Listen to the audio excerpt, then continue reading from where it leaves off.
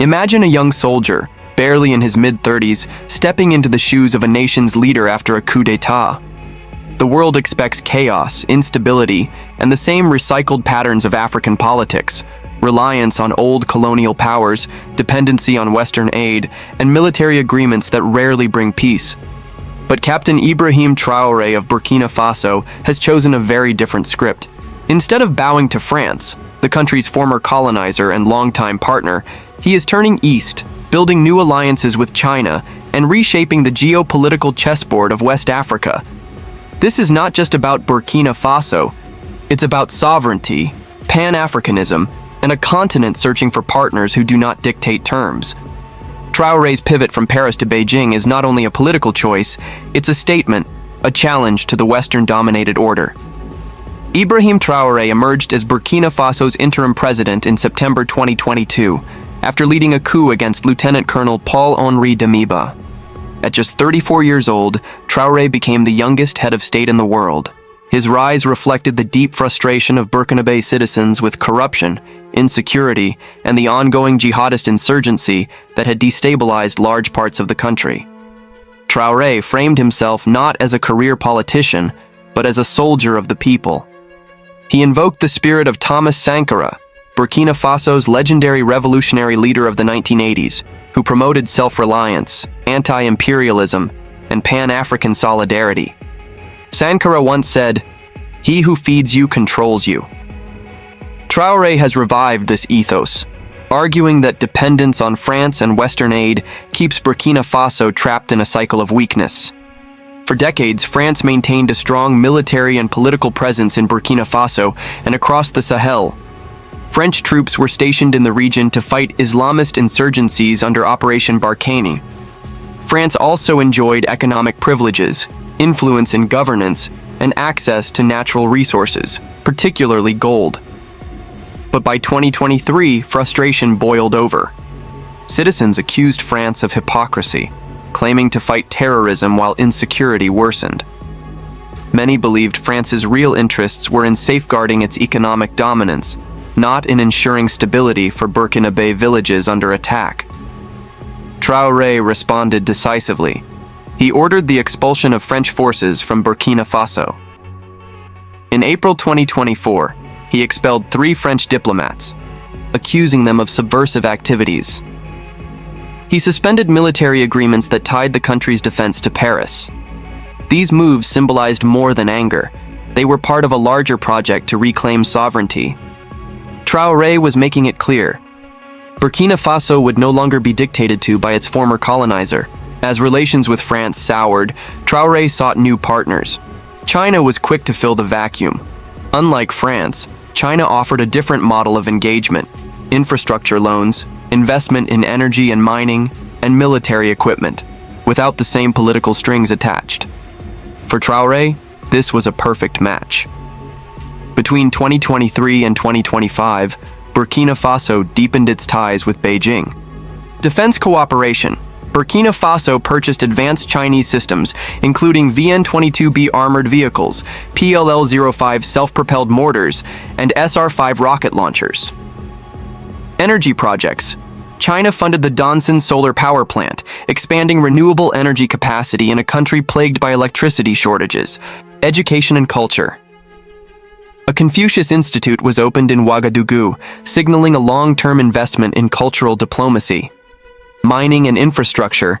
China invested in cement factories and supported gold refinery projects, aligning with Traoré's vision of nationalizing resources and building domestic capacity. China's no-questions-asked approach, focused on trade, investment, and mutual benefit, contrasted sharply with France's conditional aid and political interference. Traoré's pivot is not only about economics and defense, it is deeply ideological. He consistently speaks of Pan-Africanism and sovereignty. For him, the choice of China over France is a rejection of neo-colonialism. By aligning with Beijing, Traoré presents himself as part of a new wave of African leaders who want independence in decision-making. The message resonates across the continent, especially in Mali, Niger, and Guinea, other states that have also expelled French troops and sought non-Western allies. China, for its part, positions itself as the champion of the global South. It promotes the One China principle and encourages African states to view Beijing as a reliable partner in the struggle for multipolarity. Traoré has eagerly echoed this language, framing the partnership as one between equals. Burkina Faso is rich in gold, yet its population remains among the poorest in the world. Traoré has identified this paradox as the heart of the country's dependency problem. In 2024-25, his government nationalized 2 major gold mines, launched the country's first gold refinery to reduce raw exports and increase domestic profits, announced plans to cancel or renegotiate parts of its $4.7 billion foreign debt. China's involvement supports this agenda. By providing technology, infrastructure, and loans, Beijing strengthens Burkina Faso's capacity to process its own resources, something France never prioritized. This approach may not eliminate poverty overnight, but it signals a radical shift. Resources will serve Burkinabe citizens first, not foreign corporations. Traoré's pivot has ripple effects far beyond Burkina Faso. 1. Regional influence. Burkina Faso is now part of a broader trend in West Africa, where countries like Mali and Niger are also rejecting Western alliances. Together, these nations are pushing for stronger regional integration and mutual defense against both insurgencies and external interference. 2. China's rising role. Beijing strengthens its presence in the Sahel, not just economically, but militarily. This challenges Western dominance and creates a new competition for influence in Africa. 3. Russia factor.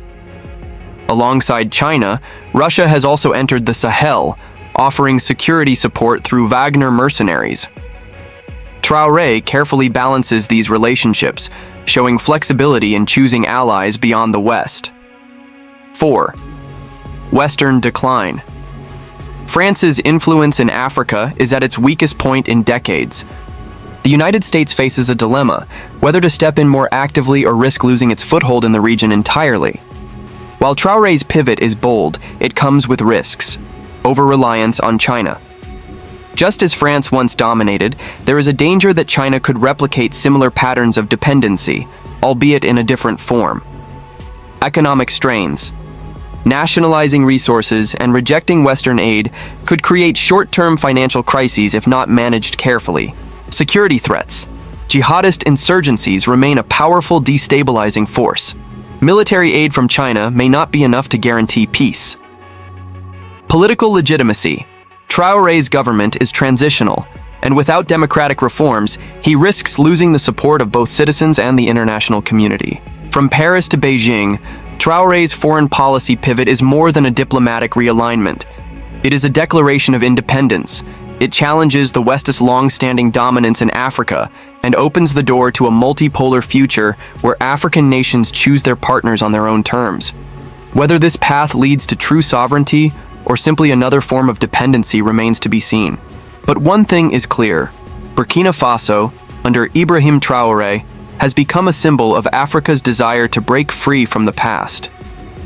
In the global struggle for influence, this small West African nation now stands at the heart of a much larger story.